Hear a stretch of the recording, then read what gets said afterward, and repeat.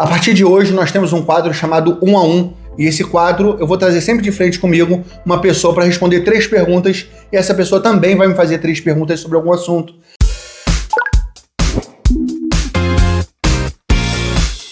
Então vamos começar agora com a Cíntia Miranda, da Saúde na Limpeza.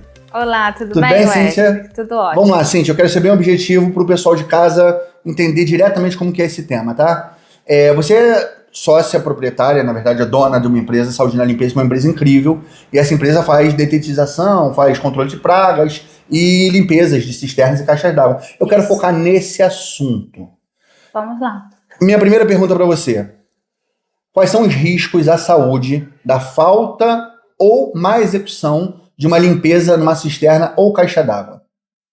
Pergunta excelente. Quando a gente observa, quando a gente analisa a potabilidade de uma água, de uma cisterna ou de uma caixa d'água que não foi limpa corretamente, a gente dá de cara com vários parâmetros físico-químicos resultantes de toxinas bacterianas, de presença de micro-organismos que causam riscos para a nossa saúde de importância médica, né? Caramba. Então a gente encontra ali nitrato, a gente encontra a presença de chumbo, de enxofre, que são substâncias oriundas de uma cisterna ou de um reservatório que já não é limpo há muito tempo e que acarreta doenças e problemas para a nossa saúde. Faz muito mal à saúde, né? Traz, porque traz alteração no humor, traz alteração no batimento cardíaco, Caramba. no nosso metabolismo. Então, pessoas que têm problema cardíaco, então, podem ser muito afetadas também por causa sim, disso. pela presença de chumbo, pela presença de enxofre na água. Então é importante demais contratar uma empresa de qualidade para fazer esse tratamento e ter atenção ao lado de potabilidade que é entregue no final. Sim, porque a execução da limpeza do reservatório, ela depende de técnicas. Perfeito. E essas técnicas, elas estão amparadas pelos órgãos reguladores, né, INEA e Anvisa.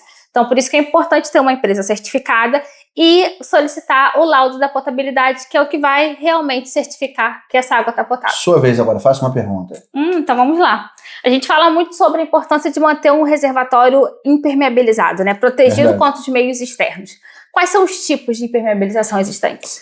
Então, Cíntia, hoje existe tipo de impermeabilização mais sólida, né, através de mantas e tudo mais. Mantas que elas não passam para a água a contaminação de cheiro, odor ou paladar, né, não é contaminante.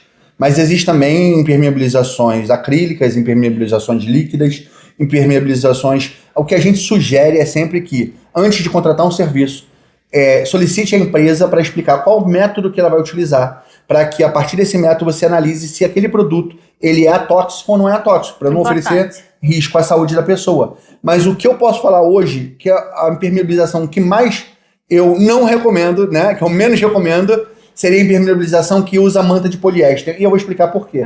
A manta de poliéster, ao longo do tempo, se você não fizer uma manutenção adequada, ela pode ir soltando da interior da cisterna e da caixa d'água, e ela pode ser sugada para dentro de uma bomba. Então, olha o problema que isso vai causar numa bomba, e um problema muito pior. Então, eu não recomendo impermeabilizações que levam manta de poliéster. Ela vai degradando. Ela vai degradando ali junto com a água ali, que dali pode causar um problema muito pior.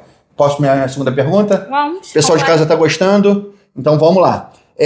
Cíntia, o que de mais absurdo você conseguiu encontrar hoje, até hoje, na sua história de empresa, dentro de caixas d'água e cisternas, que mostram a importância da manutenção adequada? Tudo que a gente já encontrou mostra que os moradores ou os síndicos raramente se preocupam com essa região, né? Então, normalmente a gente encontra lacraias, insetos, larvas, ossada de rato, então isso significa que já não foi naquele reservatório há muito tempo. Mas o mais curioso mesmo foi um criador de peixes de carpas dentro de uma cisterna. De uma cisterna?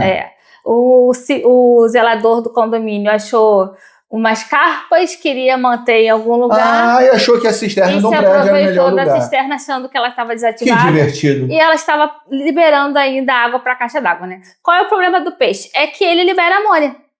Entendi. Então, e a amônia faz mal para o nosso corpo, é uma toxina. E assim, se você parar para pensar, o rato, antes de ficar uma ossada de rato ali, ele entrou em decomposição. Sim. Dentro da água. Então E ele se decompôs dentro da água. E tudo isso se foi decompôs ingerido. dentro da água. Sim. E a pessoa está bebendo aquela água. Foi ingerido pelos moradores. Então, se você não quiser de casa fazer um pesque pague dentro da sua cisterna, por favor, verifiquem com mais atenção esse tipo de elementos estruturais. A gente dá muita atenção a áreas externas, né? A limpeza, visual, a manutenção, visual. Aquilo que é estético, mas na verdade aquilo que mantém a gente de pé, que é a água, a gente não dá atenção. Sua segunda pergunta.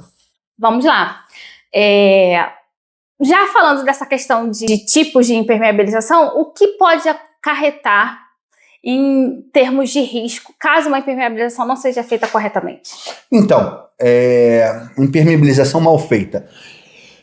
Uma cisterna, uma caixa d'água é uma estrutura de concreto armado. E como uma estrutura de concreto armado, ela tem ali uma necessidade de estanqueidade. Ela não pode passar aquela umidade para dentro dos elementos estruturais. Sim. Então, se ela é absorvida e ela não é bem feita e essa água passa para o concreto, ele tem uma tendência pela essa absorção, além de degradar o concreto ao longo do tempo, ela também causa a oxidação das ferragens dentro da estrutura e essa oxidação vai perdendo resistência estrutural. Eu já vi casos de abrir um buraco no meio de uma cisterna e cair 50 mil litros de água dentro de um apartamento de cobertura. Caramba. Imagina o transtorno e a dor de cabeça que foi isso, o susto. E a pressão da água também, né? Se tivesse uma pessoa embaixo daquilo, imagina. Então, assim, quando você vê marcas de umidade e alguma coisa fora da caixa d'água, ou embaixo da caixa d'água, marcas de umidade, criação de estalactites ali embaixo, ali aquelas formaçõezinhas de gotículas ali, você já tem que chamar uma empresa para fazer esse tratamento, que é, assim, primordial para a segurança do prédio. Não tem seguro que pague isso. Não. Se você não tiver, eles vão analisar o comportamento do concreto, vão analisar se o comportamento do concreto tinha presença de água e eles vão alegar que você não está fazendo manutenção adequada. Caramba, excelente. Minha terceira pergunta e última pergunta é: qual o tempo adequado para fazer a limpeza e a manutenção da água dentro de cisternas e caixas d'água? Tá, existe uma lei estadual que ela determina que os reservatórios de água, seja a caixa d'água ou cisterna, eles devem ser limpos semestralmente. Então, de 6 em 6 meses. Porém, é obrigação do gestor, do síndico, manter essa água potável. Porque não necessariamente a limpeza acontecendo semestralmente significa que o reservatório está limpo ou adequado para receber as águas das concessionárias, né? Não quer dizer necessariamente que precisa ter gosto ruim ou coloração ruim. Não. Significa que o reservatório precisa estar em condições de receber. Perfeito. Então pode ser de 6 em 6 meses, de 3 em 3 meses. Só que o gestor ele precisa se certificar de que aquele reservatório está intacto. Perfeito. Assim como a necessidade da impermeabilização também, né? Então, é a sua terceira pergunta? A minha terceira pergunta é sobre prazos. Existe um prazo mínimo para impermeabilização também? Então, também é uma coisa que tem uma certa variação de acordo com o método de impermeabilização utilizado. Entendi. E também o nível de degradação que ela já está. Então, é importante que você, na hora de fazer uma impermeabilização, você não se preocupe só com aplicar um revestimento impermeabilizante. Tem que pensar como é que está o substrato de base, quer dizer, como está o concreto, como está o revestimento na hora da aplicação. Entendi. Se ele estiver de qualidade, ok. Se não, precisa de uma recuperação estrutural antes de realizar uma impermeabilização. Mas, em média, a gente traça aí de 3 a 5 anos. Mais voltado a 5 anos do que a 3. Mas também, de acordo com a presença de contaminantes na água, de acordo com a falta de manutenção e limpeza, vai degradando cada vez mais rápido. Então, uma manutenção feita a cada 6 meses normalmente vai proporcionar uma impermeabilização de 5 anos. Legal. Então é isso. Acabamos? Acabamos. Então, pessoal de casa, espero que vocês tenham gostado. Foi legal? Foi. Então é isso, pessoal. Esse foi o nosso 1 a 1 de hoje. Sempre traremos novos convidados para fazer esse bate-papo rápido e bem instrutivo para vocês. Vou deixar um espaço agora para a Cíntia falar sobre as suas redes sociais, Cíntia. Claro, vou pedir pro pessoal para seguir o @saúde na limpeza. Vou deixar também o nosso contato de WhatsApp. Estamos sempre à disposição. E eu vou pedir para vocês continuarem curtindo nossos vídeos, curtindo nosso Instagram e dê um like aqui para a gente continuar fazendo esse trabalho bem legal. Um abraço. Tchau. Tchau.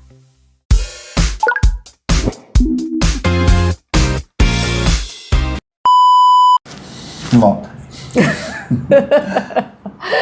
Volta pra cá, pô. Volta pra cá. O que que lembrou? Se ela tá tímida olhando pra mim agora assim. O que eu tenho que falar? Então é isso. Então é isso, tá. Não, esse foi 1 a 1. Não, então é isso, pessoal. Esse foi o 1 a 1 de hoje.